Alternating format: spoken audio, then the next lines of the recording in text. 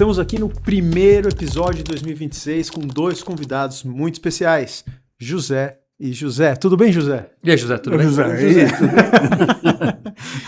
Nunca vai ficar velha essa piada, né? Isso eu lembro quando o pessoal ligava em casa e falava, por favor, o José. Qual deles? O Roberto, qual deles? O Securato, qual deles? Até acertar. O do Poeri. Tem dois. Bom, Caco, como foi 2025? 2025 foi um ano bom. Foi um ano importante em termos de transição profissional, né? Mas acho que foi um ano de resultados, né? A gente conseguiu entregar na Exame Educação e na Sampo um resultado muito consistente, né? Muito crescimento. E acho que crescimento é importante depois de um M&A. Acho que quem vendeu fica feliz, quem comprou fica feliz, quem está trabalhando na companhia fica feliz. Conseguimos começar um projeto importante, que é o projeto de graduação em administração, uma vertical nova em termos de crescimento nas linhas de produtos, porque além da administração vem outros cursos na sequência, então isso deve se transformar em uma das principais unidades de negócio aí nos próximos 4, 5 anos. Então é um projeto de longo prazo. Então, profissionalmente foi muito bom. Pessoalmente também foi bom, né? Consegui ter metas pessoais importantes, né? No geral, família, saúde, ou seja, tudo correndo. Então, 2025 foi um ano bom, foi um ano excelente. Gera uma régua alta aí para 2026, né? Maravilha. José, como foi 2025? Bom, eu me assumi dos meus filhos, eu acho que foi bom para eles. Então foi bom para mim, foi um ano de muito trabalho, muita dedicação, tá certo? Fiz muito nada durante o ano todo, tá certo? Um pouco de nada aqui, um pouco de nada lá, tá? E tem uma coisa que eu acho que a economia brasileira, eu leio o jornal todo dia, né? 3 jornais, né? Estadão, a Folha e o Valor, né? E realmente o que os jornais dizem não bate bem com a minha sensibilidade, né? Então é mais ou menos assim, né? O Brasil esse ano vai crescer, o PIB vai ser de 1,5%. Esse ano o PIB vai ser de 1,6%. Bom, um ano foi 3,5%, outro ano foi 3,5% também, qualquer coisa assim, e esse ano vai ser 2,3%, né? 2,3%, porque, afinal de contas, tomamos uma porrada em julho, né? Que não é uma coisa simples, né? Não brinco mais com você, né? Os Estados Unidos, lá, o efeito laranja, vira e fala assim, Brasil, não brinco mais com você, 50% de taxa e tal. Bom, e o Brasil está crescendo 2,3%, com uma inflação que vai chegar em torno de 4,5%. Eu acho que esse negócio de meta de 3% é para inglês ver, porque nós não andamos com uma meta de 3%, tá, gente? Nós temos que ter uma inflação na faixa de 4% a 5%. A inflaçãozinha na faixa de 4% a 5%, ela acerta, né? Acerta as retiradas. Quem está ganhando muito começa a ganhar o poder de compra um pouco menor, os 5%. Né? Você tem 2 tipos de salário, né? O salário negociado e o salário garantido, tá certo? Então, de uma forma geral, para o Brasil, eu acho que o Brasil chega a um resultado bom do ponto de vista econômico, na minha opinião. O mundo está com o problema do ajuste fiscal, tá? O mundo todo. Se você for examinar o que acontece no mundo, todo mundo tem que fazer ajuste fiscal. Pô. Você acha que Estados Unidos, com um PIB de 30 trilhões, quase 30 trilhões de dólares, com dívida de 120% desse valor, não tem que fazer o ajuste fiscal. Tem que fazer. A Itália, né? Com um PIB da ordem... A Europa inteira, né? A Europa toda. Quer dizer, então, a gente precisa, talvez, dar uma limitada nas aspirações, né? Tá certo? Que a gente quer. Claro, faz parte a crítica, tal, até porque senão você pode fazer mais bobagem do que isso. Né?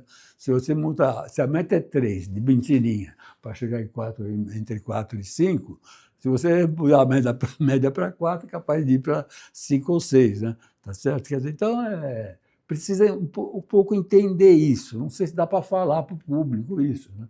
Porque aí as coisas podem piorar. Mas, enfim, é o que eu... Acho que foi um bom ano. Foi um bom ano. Foi um bom ano. Para mim, 2025 foi um ano curioso. ele definitivamente não foi um ano ruim. Eu não estou falando pessoal, estou falando por mim, eu estou falando pelos meus clientes, pelos mercados que eu assisti. É curioso porque foi um ano que sobe a bolsa, sobe a taxa de juros, sobe o ouro. Né? Não faz nada, não tem sentido. Não tem muito sentido. Foi um ano que os meus clientes tiveram um bom volume de vendas, mas não conseguiram gerar caixa. Teve uma pressão de custos grande que vem corroendo as margens nos últimos 3 anos, e está mais difícil fazer EBITDA. Está mais difícil para todo mundo fazer EBITDA. A taxa de juros altíssima. Eu sei que tem todo um fundamento, eu estudei tudo isso, mas para mim não faz muito sentido uma taxa de juros estar em 15%. Eu não entendo por que a gente precisa estar em 15%. Então foi um ano curioso, um ano que você precisa fazer ajustes de termos, ajustes de conceitos, ajustes de direcionamento. Pela primeira vez em 25 anos de carreira, eu cheguei a um diagnóstico que meu cliente tinha que diminuir de tamanho. Olha como isso é contraintuitivo. Normalmente a gente tem que crescer a empresa é melhor. Porque quando você cresce, é uma planta industrial. Quando você cresce uma planta industrial, você dilui a base de custos fixos, que numa planta industrial é grande, numa base de negócios maior. Só que crescer uma planta industrial hoje significa ter mais estoque. E financiar estoque não a 15%, a 20%, porque você tem o spread de risco que a empresa paga, está muito caro. Como você tem essa pressão de custos muito inflado e a margem é menor, aonde você vai conseguir crescer não necessariamente vai gerar mais EBITDA. Porque o mercado não cresceu, eu vou ter que pegar de algum lugar. Até que você tem a alternativa de produzir em outro lugar, né? Cansado de fazer isso. Já, os Estados Unidos é o grande exemplo. Né? Sim. Ele diminuiu a planta no geral. Tá certo? É que os Estados Unidos diminuiu, acho que por outra razão, né? Eu acho que a grande base das finanças modernas é que você pega o demonstrativo de resultado e fica dividindo um número pelo outro para dar, né? Para dar um percentual que seja razoável. Uma forma de você melhorar o percentual é tirar ativos do balanço e jogar para fora. Então, você pega a Dell faz o computador inteiro. Aí ela resolveu fazer uma parte na China. Quando você vai ver, ela está fazendo o computador inteiro na China, botando a placa Dell, né? E diminuiu o custo e vai aumentando a rentabilidade. Então, isso durante 20 anos funciona. Né? Mas falando de Brasil, eu acho o Brasil um país espetacular. Só que a gente está numa armadilha que a gente vai ter que resolver, que a gente precisa de poucos ajustes para conseguir destravar muito valor. Mas a gente não conseguiu encontrar ainda um ambiente político para conseguir fazer isso. Então, né, que todo país você tem um pedaço que gera empregos, que paga impostos, que gera crescimento econômico, e você tem uma parte das pessoas, né, que não geram empregos, não geram impostos e não gera crescimento econômico, isso é natural. Né? Os Estados Unidos é assim, a Europa é assim, o Brasil é assim, a Ásia é assim. Então, acho que a gente tem que aprender a conviver com isso. O problema é quanto a gente consegue travar quem gera os resultados. Né? Se você pegar as 1.000 maiores empresas do Brasil, elas geram 75% do PIB do Brasil. Né? Então, quando a gente olha... Você está falando das 1.000 maiores empresas, geram 75% do Brasil. Do PIB do Brasil. Só vamos colocar uma perspectiva. A New York Stock Exchange tem quase 3.000 empresas listadas. Mais a Nasdaq tem mais 2.700. Então essas duas juntas, a gente está falando, já tem 6.000. A nossa bolsinha aqui, coitada, tem 400 empresas. 400 empresas. Então, você Tem coloca 400 empresas há 30 anos, né? 400 empresas listadas na B3, mais outras 600 que não estão listadas, são as nossas 1.000 maiores empresas, que são 70 plus do PIB brasileiro. É uma concentração de renda muito grande, né? Então... É um mercado muito imaduro, né? É um mercado em crescimento, né? A vantagem é que tem tudo por fazer. Não é um mercado hiper competitivo. Né? A gente acha que o Brasil é muito O Brasil é um país difícil de trabalhar, um país... Não, o pessoal fala, empreendedor no Brasil, se faz no Brasil, faz em qualquer lugar do mundo. O executivo brasileiro é o melhor executivo do mundo. Eu não acho. Eu acho que o Brasil queria... Só você ver as maiores empresas do mundo, quantos CEOs brasileiros tem? Quase nenhum. Né? Então, olha as empresas do mundo... E tem CEO indiano, tem CEO... Tem CEO globalmente, né, distribuído. Então, assim, acho que o lado bom, tem tudo por fazer, muitas perspectivas, muita empresa para crescer, pulverizar o crescimento. Né? Acho que nossos resultados macroeconômicos são excelentes. O Brasil cresceu, o Brasil está com um nível de empregabilidade altíssimo, né? O desemprego baixo. Nos grandes centros, praticamente pleno emprego. Né? Na cidade de São Paulo, pleno emprego. No estado de São Paulo, pleno emprego. Várias outras regiões importantes, pleno emprego. Acho que tem, no PIB médio aí de 2,5% do ano, você tem estados, regiões crescendo 5%, 7%, 8%. Né? O agro continua com um bom crescimento ainda. Então, acho que a nossa meta de inflação é 3% para poder atingir o 4,5%. Então, eu não acho que é uma meta de mentira, eu acho que é natural. Acho que isso faz parte da cultura brasileira. Isso, né? O brasileiro... Agora, o que eu não acho que você tem que acreditar que vai chegar em Mas eu não acho que as mas ninguém acredita. Acho que o mercado... Acho que o presidente do Banco Central acredita. Não acredita. Não, eu não acho. Eu também acho que não. Eu acho que assim, o problema do ajuste fiscal que precisa ser feito no mundo inteiro precisa ser feito no mundo inteiro. E, obviamente, ele está deixando as taxas de juros mais altas no mundo inteiro. Né? Para conseguir lidar com o excesso de liquidez que a gente tem, que é um problema do mundo inteiro. Certo? Agora, você vai numa discussão específica, se 15% resolve o problema ou se 13% resolveria o problema, eu não tenho a menor dúvida que ninguém sabe. Ô pai, a criança está com febre à noite. Tá? Você vai dar Novalgina, 40 gotas. Tá, por que 40 gotas? Ninguém sabe, pô. Dá 38 gotas e meia, dá 37. A criança não sara a febre, ela continua sem dormir. Pô, dá 40 e resolve o problema. Então, eu acho que a gente tem, fazendo essa analogia aqui boba, a gente tem o mesmo problema, né? A gente não conseguiu desvencilhar do patamar de juros que a gente precisa para ter uma inflação sob controle. Só que o Plano Real fez 30 anos ano passado, ano retrasado.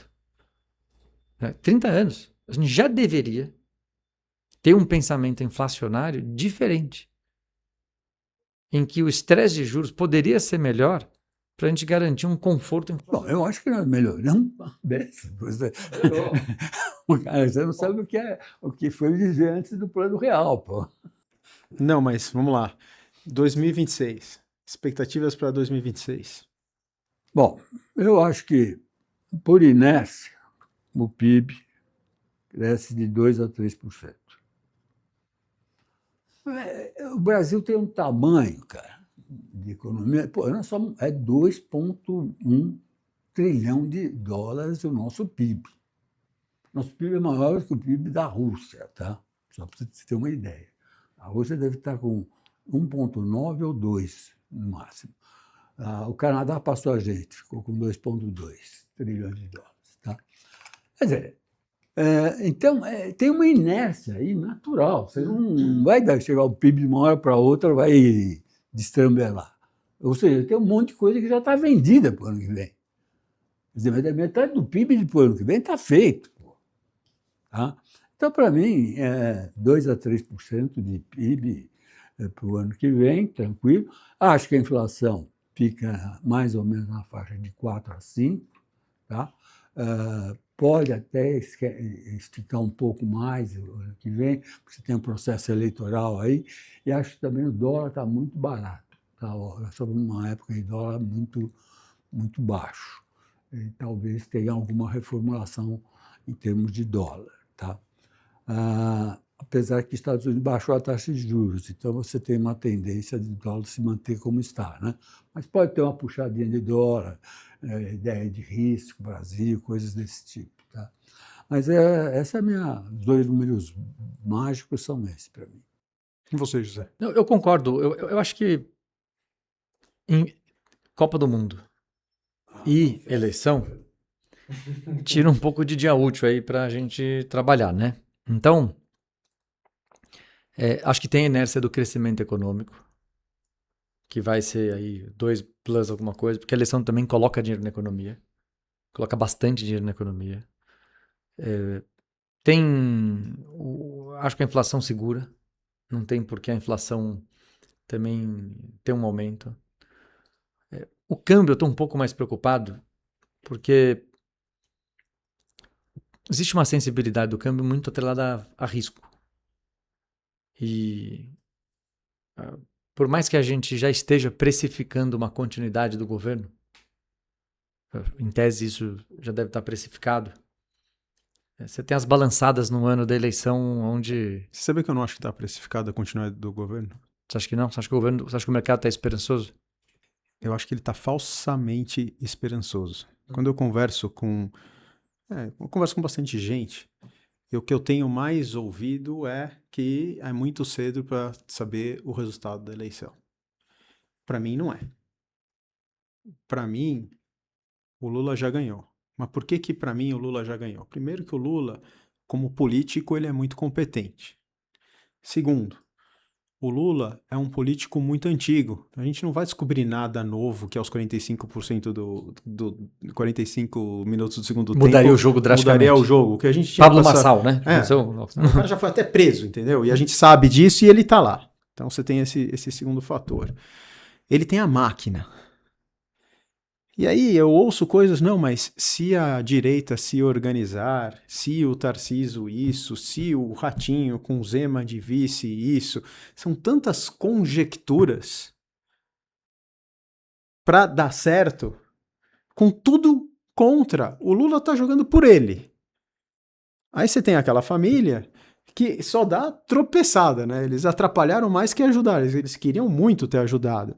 Mas eu não consigo imaginar um cenário do Lula perdendo, né? Seria um equívoco da minha parte falar aqui que eu tenho certeza que o Lula vai ganhar, que ele já ganhou, porque a gente não pode falar isso, né? A gente está falando de Brasil e as coisas são realmente voláteis, mas eu não vejo nenhum sinal que aponte para um cenário que o Lula perca. Eu não vejo. Pode ser que apareça. Eu também não vejo, eu concordo 100%. Então, eu não acho que o mercado está precificado para um Lula não, para um Lula perdedor. Então, nesse sentido, o dólar sobe. Aí a minha perspectiva para 2026, eu acho que a gente vai ter um primeiro semestre bom no sentido de com crescimento, com taxa de juros caindo. Bom, taxa de juros caindo, vai começar a cair finalmente, aí você já dá um empurrãozinho. Você tem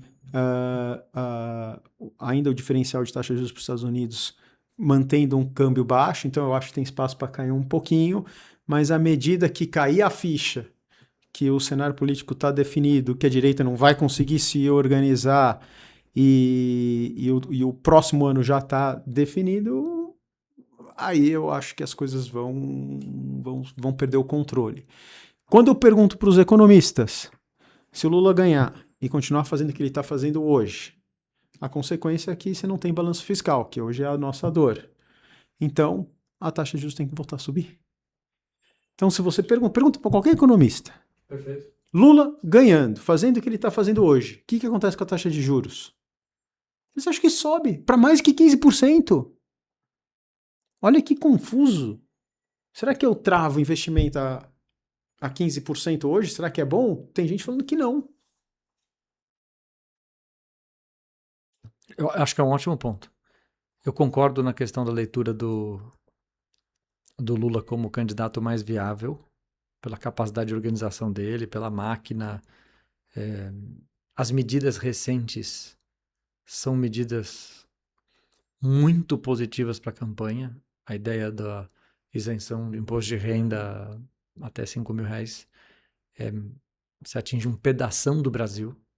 E eu acho que ele atinge um pedaço do Brasil que ele não atingia antes, porque os programas tradicionais do governo Lula foram programas que atingiam uma renda um pouco mais baixa. Então ele entra numa classe média bem interessante, né, que é bem volumosa em termos de votos.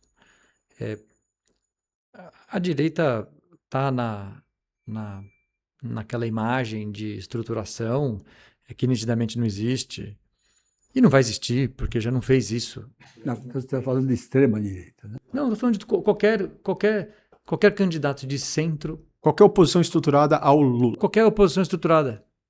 Não existe essa estruturação, né? Então, ela é uma estruturação que não existe.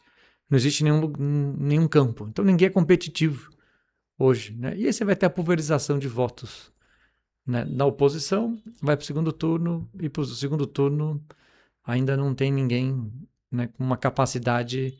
Concordo, pode mudar, tem os detalhes, mas eu acho que é isso. Acho que não tem muito a acrescentar. Porque o que você tem hoje, vamos dizer, você pensar em extremos, vai. A extrema-esquerda deve ter 15% da população votante. A extrema-direita deve bater também uns 15%, quer dizer, o bolsonarista puro, uns 15%. Aqui é o petista de... Eu acho que não. O petista de carteirinha. Não, eu acho que não. Eu estava aguardando isso para o próximo comentário. Eu acho que a nossa grande sorte é que o PT perdeu relevância política. O PT se desmilinguiu. Só deixa eu terminar o raciocínio. O PT se desmilinguiu. Hoje a gente não está lutando contra o PT. É a candidatura. Então, é o que eu vou completar. É a candidatura do Lula. E essa é a nossa sorte, porque o Lula não estará na eleição de 2030. Mas concordo. Quando eu falei 15% de extrema esquerda, eu estou falando do petismo, PT. Não eu não acho que é o PT. Aí é a esquerda pelo que significa a esquerda. O lulismo é 30%. Não, o lulismo é 30%, mas aqueles 15%, pai, não é PT. Não existe hoje alguém que se identifica com o PT. PSOL, Não, você está falando das siglas que seguem o discurso de esquerda. Tá bom. O que eu estou dizendo é que o Lula é maior que a extrema-esquerda. Pronto. Certo. E o Bolsonaro não é maior que a extrema-direita. É disso que eu estou dizendo. O bolsonarismo é puramente a extrema-direita. Eu não sei se é. Eu não sei. Não estou discordando. Então, só nesse ponto você tem aqui, vamos dizer, você tem a mais a centro-direita mais para cá, que vai dar mais 15%. Então você fica 30 com 30. Conclusão, você tem os 40 de sempre, que são os caras que vão votar o menos pior. E a gente segue escolhendo o candidato menos pior. Eu continuo votando. Olha, eu votei uma vez um cara que eu acreditava. Com convicção. Com convicção. Foi o Fernando Henrique. Não, o resto das eleições... O resto das eleições eu votei contra alguém. Eu não voto em branco. Tá? Eu voto contra alguém.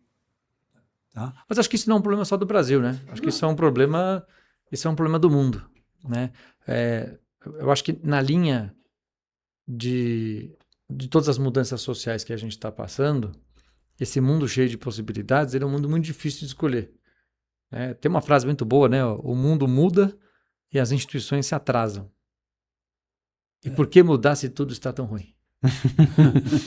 Né? Então, você tem um monte de... O mundo muda drasticamente. É claro que a esquerda não resolveria o problema do mundo. É claro que a direita não resolveria o problema do mundo. Mas por que eu vou mudar se as coisas já estão tão ruins? Então, e eu acho que os discursos extremos são mais fáceis de serem compreendidos. No mundo de dificuldade de comunicação. A gente vive num mundo de narrativas. Exato. Né? Então, eu preciso te contar uma história para te convencer sobre alguma coisa. Eu contar uma história que eu vou fazer um plano educacional de 15 anos, que eu vou fazer uma reforma administrativa muito importante, que eu vou renegociar a dívida dos estados. Isso é muito chato. Pô. Alguém vai entender o que a gente está falando? Não. Então, o mundo de narrativas, ele é um mundo mais inteligível para as pessoas. E o mundo de narrativas, ele passa por uma característica importante, que é a genuinidade. Os candidatos genuínos contam histórias mais verdadeiras, faz parte da lógica de contar história. Uhum. Então, eu lembro da candidatura do Alckmin. O Alckmin seria um excelente candidato a presidente da República. Ele teve 4% dos votos. Ele ficou 20 anos como governador. Né? Se você contar entre governador, vice, etc., ele entrou como vice do Covas na eleição de 94 Ele depois sucedeu no segundo mandato do Covas, aí ele terminou, ou seja, ele pegou um mandato que era do Covas, ficou 2 mandatos, quando o Serra entrou, ele ficou secretário, depois ele voltou, fez mais 2 mandatos. Ou seja, como é que ele não vira presidente da República? É muito interessante, mas você olha o discurso dele... Não, ele não precisava nem ter virado presidente. Como é que ele só tem 4% dos Como é votos? que ele tem 4% dos votos? Melhor comentário. Então você pega, mas ele é o discurso... é um discurso burocrático, né? Um discurso chato, um discurso que não gera identidade. O mais antigo é o Ulisses Guimarães. Praticamente isso. Teve 4% dos votos. Você trouxe um ponto interessante, Caco, que eu estou fazendo um programa da Sampo que chama Next Gen. E aí você faz uma imersão com crianças de 15 a 17 anos e a gente ensina inteligência artificial, economia, marketing, investimentos. A minha parte é de investimentos, é muito legal trabalhar com a molecada. E um dos exercícios que eu faço me diga um problema que você resolveria se fosse abrir uma startup hoje. Essa é a brincadeira. As pessoas não conseguem falar o problema que eu quero resolver é esse. Você chega e diz, deixa eu ver se a minha ideia é boa. Porque eu queria abrir um aplicativo com inteligência artificial. Não, essa é como você vai implementar a sua solução. Qual é o problema? Peraí, a sua pergunta é muito difícil. Não, é uma brincadeira. Sim, mas ela não é difícil, eles fazem. Porque a coisa mais difícil é definir o problema. Mas as pessoas não sabem se comunicar dessa forma. Mas elas conseguem, elas chegam lá. Você vai instruindo, você vai trazendo, você vai puxando, e aí elas têm um problema. Normalmente uma dor delas. É a fila da lanchonete da escola. É a dificuldade. O mais legal que eu achei, toda vez você vai preencher os formulários, é toda vez os mesmos dados. Pô, não dá pra gente deixar um negócio mais rápido aí, que é os formulários seu, o dele, o dela, tudo igual. Então molecada é genial. Só que a gente não é treinado para isso. Nós somos treinados em narrativa, em contar história. E nesse mundo de narrativa, eu acho que tem um negócio muito interessante que é quem contar mais narrativa ganha, né? Pois é, virou uma competição, né? Não, e que eu acho... Não, aliás, a palavra narrativa hoje é uma palavra chata, né? Nossa. Mas isso dá muita vantagem para quem está no governo. Porque todo mundo fala a sua narrativa, e o outro responde com a sua narrativa. Quer dizer, vai ter falta de ideia, assim. Não... vai ter muita ideia, assim, em outro lugar. Mas eu acho que a questão da narrativa é uma vantagem competitiva para quem está no governo. Você tem a máquina pública. Legal, você pode gastar. Mas, ao mesmo tempo, o presidente da República, todo dia, ele pode parar para dar uma entrevista. E todo mundo vai querer entrevistar ele. Que é o trabalho principal do Trump. Qual é o trabalho do Trump? Dar entrevistas. E fazer tweets, né? No caso dele. No caso dele, ele manda as mensagenzinhas. Exatamente. Que é uma forma de você controlar a narrativa do mundo. Você vai falar sobre o quê? Sobre o que eu estou falando. Porque aí você vira manchete no mundo inteiro. Você pode não gostar dele, mas ele é genial. Não, tudo bem. Não, mas como eu acho que o próprio Bolsonaro fez isso e o próprio Lula fez isso. Você lembra que o Bolsonaro, toda vez que ele chegava no Palácio do Planalto, ele saía do carro e tinha os fãs e tinha os jornalistas? Todo dia ele dava entrevista. É uma forma de você controlar a narrativa. E aí, lógico, né? O nível de capacidade de absorção, de entendimento é muito difícil.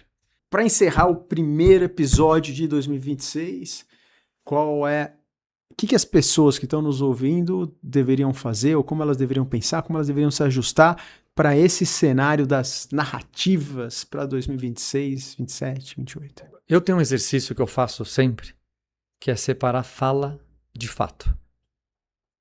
Então, eu também leio os jornais, leio exame também.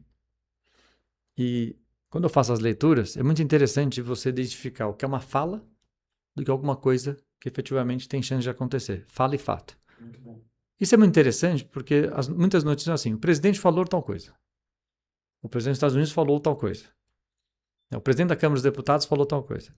E existe um jogo político dentro, né? Eu preciso falar para o meu partido, preciso falar para o meu eleitor, eu preciso falar para dar um recado para a minha oposição. Então, o falar faz parte do processo. O que eu preciso conseguir entender é ter a capacidade de julgar a probabilidade daquela fala de fato se transformar num fato. Muito boa. Você, José? Bom, como você perguntou, como é que as pessoas devem, né, proceder ou Reagir. né? Eu acho que é uma época de movimentos mínimos. Tá? Quanto menos você fizer, melhor. É um bom Não recomendação. mexe muito, porque o mundo não sabe direito para onde vai. Tá? Nós estamos passando uma época assim, de mudanças significativas. Né? Então, você tem uma guerra lá, aparece outra possibilidade de guerra lá. Então, as coisas estão ainda muito indefinidas. Então, quanto menos movimento, melhor. Faça os seus movimentos naturais, pensa que o país vai continuar mais ou menos do mesmo jeito que está hoje, não deve ter grandes mudanças para os próximos 4, 5 anos. Tá?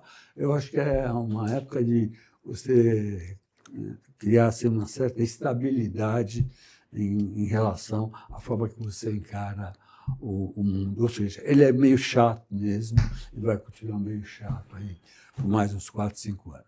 E você, José? A minha fala é: ajustem-se para a nova realidade.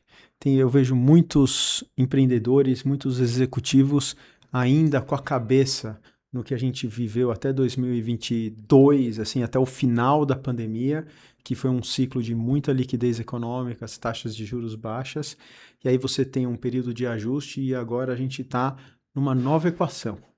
Nessa nova equação, isso é Brasil e mundo, mas agora falando de Brasil, eu estou muito na sua linha de fazer menos é mais, atenção à geração de caixa, a dinheiro no bolso, a taxa de juros vai continuar alta, porque se ela cair de 15% para 12%, 12% ainda é alto, existe boa chance dela voltar a subir, né, para patamares de 15% ou mais, nominal.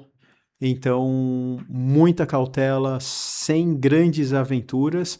Só que, por outro lado, né, para deixar um pingo de esperança aqui, num mundo que está todo mundo encolhendo, está todo mundo reticente, você tem muita oportunidade. Você, uma pessoa com dinheiro, com agressividade, vai nadar de braçada nos mercados, porque ninguém está reagindo. Então, você tem hoje uma equação muito especial para quem tiver peito, souber o que está fazendo e ser muito assertivo. Boa. Concordo. Muito bom. José. José.